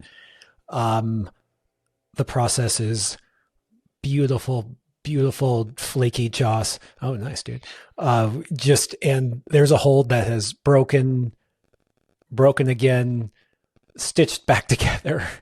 Does that mean does that mar it? Like, Carlo, are you not going to go climb that now? Cause it's like in pieces. I stopped trying the process when I was grabbing more glue than hold on that grip, and I was close. Like I was very, very close. I had, I think 5 days where I was like falling basically on the last move before Daniel had done it. And I had it in two very solid overlapping pieces. And that was, the year before I think Daniel came out to like finish it up and whatnot. And actually I was invited to come on the trip when he did it with the Real Rock crew and like all that. But I had blown my pulley in Yosemite like just before going out there. So but then it broke after Daniel had done it. And then I went back the year later and I went up there and it was like kind of like glued on, but bad. And then it ripped off again. And then it got glued back and pieced together again. And then I was just like, man, this move's already like, a lot high above the ground, and just grabbing this chunk of glue, I was just like, I just couldn't, for me personally, I think it's still a sick line. And I agree with you, Austin. I think it's cool that it's there. Like it would really suck if you couldn't like do it anymore because of that. But for me personally, I was just kind of like, I'm not into it anymore with the glue. So I'm just going to claim ignorance is bliss. There's a lot of things that I found out had a ton of glue on it afterwards. I was like, didn't know. Like, had a blast on that. Okay. That's enough sad talk about chipping and setting climbs. Yeah, it's worth talking about though. I feel like it's something that doesn't get talked about, and I think that leaves the door too open for kind of interpretation or whatever. When I think that like in order for our rock climbing, like the sport of rock climbing, to have any integrity at all, like that needs to be something that at least the majority of us agree on, is like, don't do that. Like that's not a part of what we're doing. And it should be not done. We should not look favorably upon that in any way. Dude, yeah, I agree with that. Dude, this thing you said, like the sport of rock climbing, earlier we were talking about comps and rock climbing and how almost like comps and the sport of climbing maybe cast the net wider versus it just being kind of like the thing you did if you sucked at other sports is kind of what I often hear that story. And I just wonder if like the pendulum is starting to swing back. So maybe the reason why people are super psyched on repeating hard climbs quickly is like they're comp climbers. This is like the style they've grown up and they show up, they do things on to the next challenge. And I just want like climbing has boomed. I would argue that climbing competition has really boomed. Like those kids teams are different than what they used to be. Like you're saying, my kids team was like, we're going to go on a run beforehand and then climb together versus like, hey, this is how you climb. And so I just wonder, yeah, like maybe that is like this pendulum swing the other way. And maybe that's why these conversations become more relevant, because the idea of integrity, where in comp climbing, that's a given too. It's like, well, hey, don't cheat.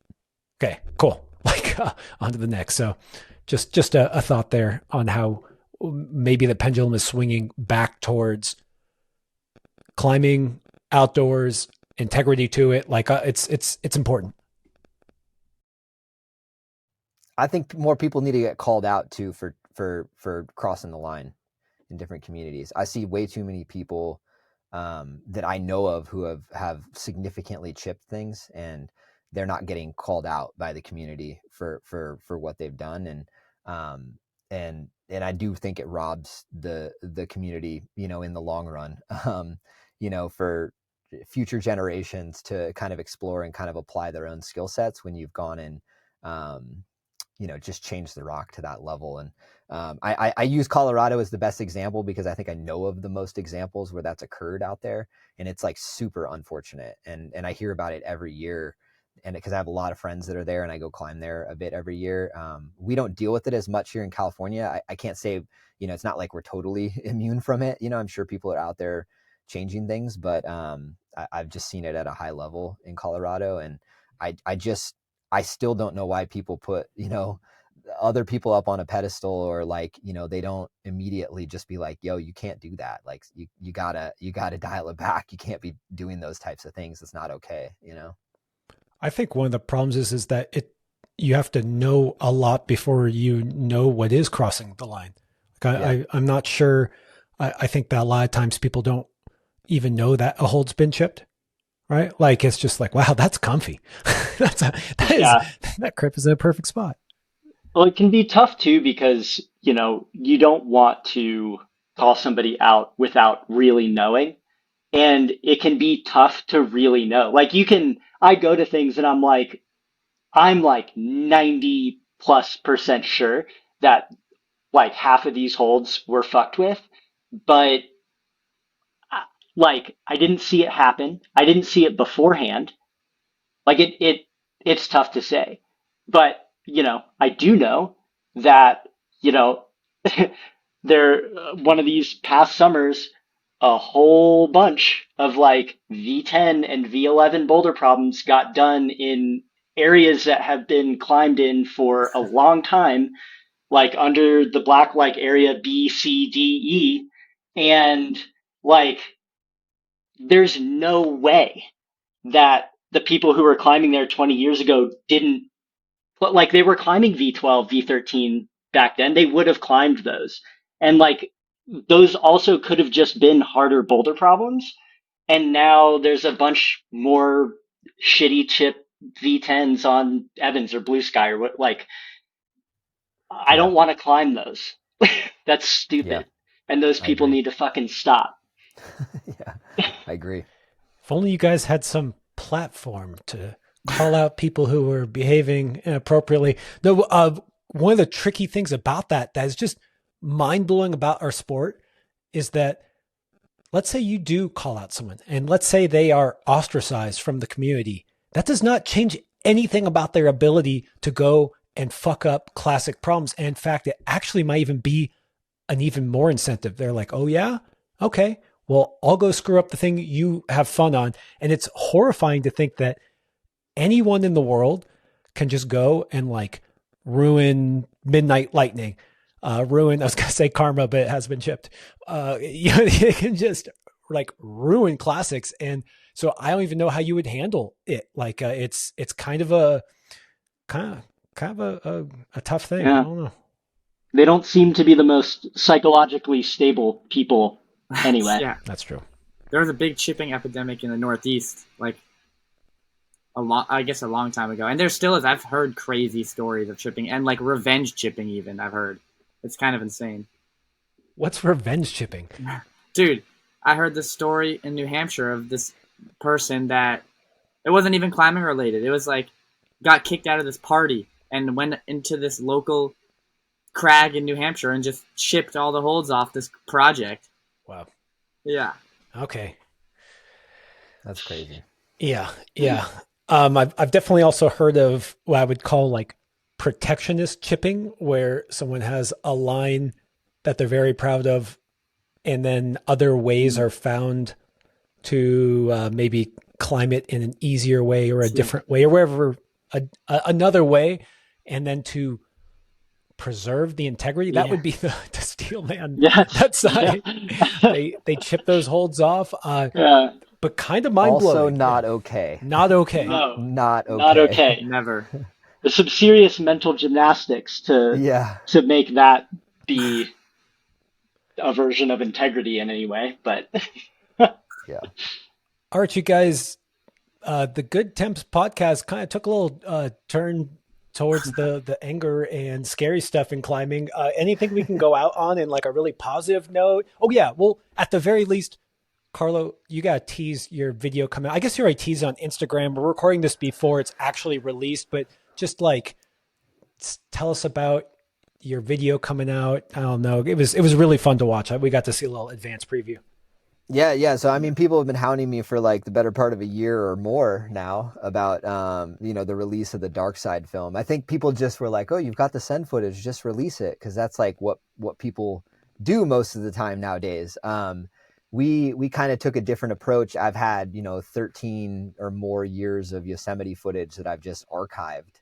And we took the opportunity after I climbed the Dark Side to kind of compile all of that together into like a larger, longer film about Yosemite bouldering as a whole. And yeah, we called it the Dark Side, obviously because of the name of the boulder, but kind of the whole look at it is that it's kind of the dark side of climbing in Yosemite, where like, it's literally like in the shadow of the walls, which tend to get the most, the kind of most bandwidth on the internet, and just, even beyond that, and just the whole mass media. So we just wanted to take a look at what bouldering was like in Yosemite. And it's just all the different characters, the people that have contributed over the years. And, honestly, like a lot of the people that inspired me to be there and put time into it. And so, it's Dark Side film. It's almost 50 minutes. And you should see it. We're doing some premieres. I'm doing a premiere here in Sacramento. I'm doing one in Salt Lake City, and then one in Boulder, Colorado. And then we'll be releasing it, I think it'll be on Black Diamond's YouTube. So when it comes out. So you said that you didn't know where you'd heard the term, or like I had heard it as the Dark Side Project also. I don't know where it came from, but I thought that it was related to the idea that the line next to it is the Force, and it had some kind of like Star Wars element. I think that's where it originally came from. It was the Force, and then it was like the dark side of the Force, because they kind of end in the same place. But yeah, we've kind of like gone deep into like the play on the words, and like the kind of the double meaning behind all of it. And yeah, it literally feels like, I still get comments of people being like, I can't believe all you do is, go to Yosemite and just boulder. Like, what the hell are you doing? And it's like, and I'm like, yeah, it feels ridiculous. Like and I think, no, it doesn't. It does not feel ridiculous. It does. Some days it doesn't. Some days it does, like feel ridiculous. It is scary and tall and beautiful. I mean, I've climbed on the walls. Like I've climbed, most of the bigger formations. Like I've been up there. It's not like I've completely ignored it, but I just found kind of a whole unexplored world, in the boulders, and really enjoyed the time that I spent, exploring them. So something just to link it back to when I asked you about the advice for those 15 or 25 genetic mutants that are young and coming up. You talked about going and climbing on Magic Line, or no, it was Meltdown that you talked about. But similarly, those are traditional climbs. Those you tie into, and they are technical. And just like wondering what all you guys think about, is it paying your dues? Like, should people tie in if they're looking to do the world's first V18? Like, yeah, any thoughts on, was that really a requirement, or was that just something you love chasing every kind of climbing challenge? It probably wouldn't hurt. Yeah.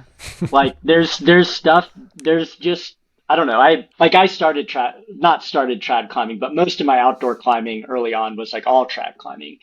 And there's definitely a way of moving that doesn't happen as much in bouldering, or at least is not kind of popular and a part of what people are thinking about when they go look for boulders. And so it doesn't really show up.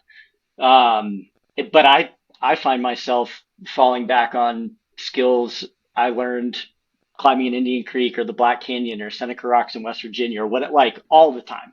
I'm like, oh man, I'm so glad I know how to do that, because now this is chill, or like this is a really cool solution to this thing that I haven't seen anybody do, because they just probably weren't thinking about it. So in general, I think expanding like your experience and your mind on what can be done, and how you can move through and around different features, none of that's going to hurt. And I think just exploring climbing generally, is really, really fun and fruitful. Yeah, I think exactly, doing more movement. I was going to say something on like the double clutching and like the comp side of stuff. Like, should outdoor climbers go into the gym and hop on comp style? And I double clutched on Lucid, and maybe it's not the easiest way, but it's the way I did it. So I think learning movement that you can use in new ways is huge for climbing, and it's only going to grow the sport more. I totally agree. I think it goes both ways. I think, yeah, I think it helped me going trad climbing in Yosemite for the boulders that I did, but it also helped doing like, coordination style comp stuff in the gym, both ways. I've always said, I think that the way that like LCAP climbing is going to change in the next decade is people are going to apply like comp style techniques to like big wall climbs. And that's really like where I've always wanted to take it. Like, I'm imagining like, you can do a run and jump off of a ledge into like a dihedral or something where like there's no holds, sick, and you end up just like running across a slab and like stopping Hell in a yeah. dihedral. And then like, I mean, that exists. Yeah. Like those exist.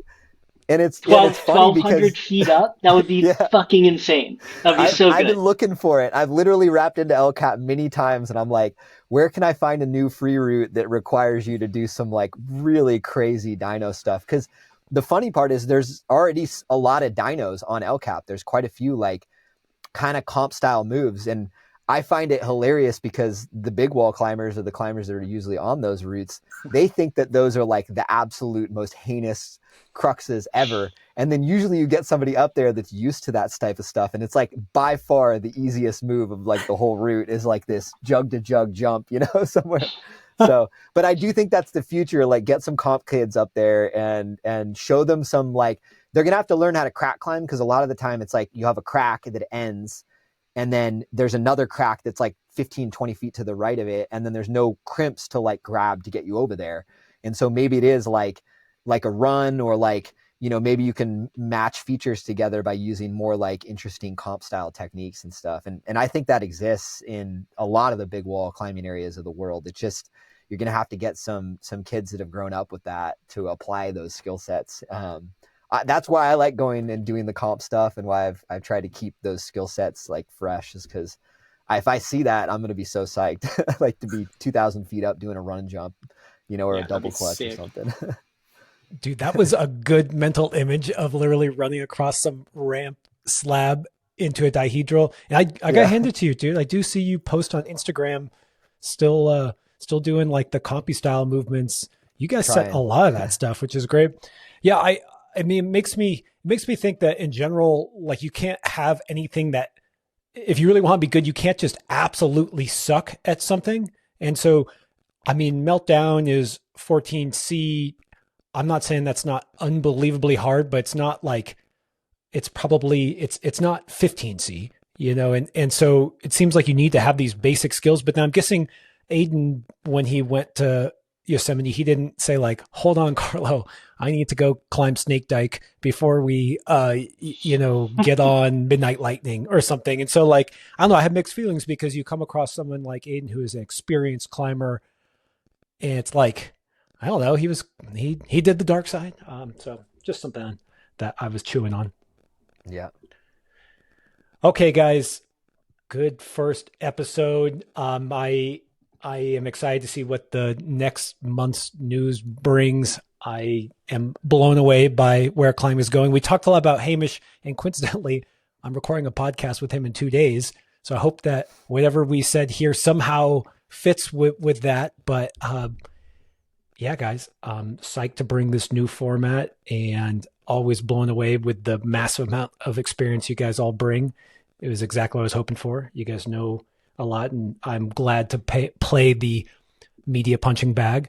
I've been doing it a while, but always fun to hear all the different sides of it. So thanks for all the fresh takes. Anything you guys want to say as we close out? Thanks. This is fun. I'm Thanks for excited to putting it work together. out. Yeah, that was awesome.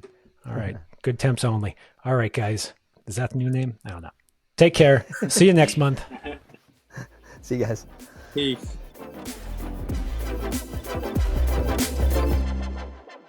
Thanks for tuning in. If you'd like even more content, go to patreon.com/Testpiece. And while you're at it, share this podcast with someone you know who would love it. And please leave us a review or rating at wherever you get your podcasts. We've also got tons of great content on YouTube and Instagram, so don't forget to like and subscribe there. Okay, see you next week.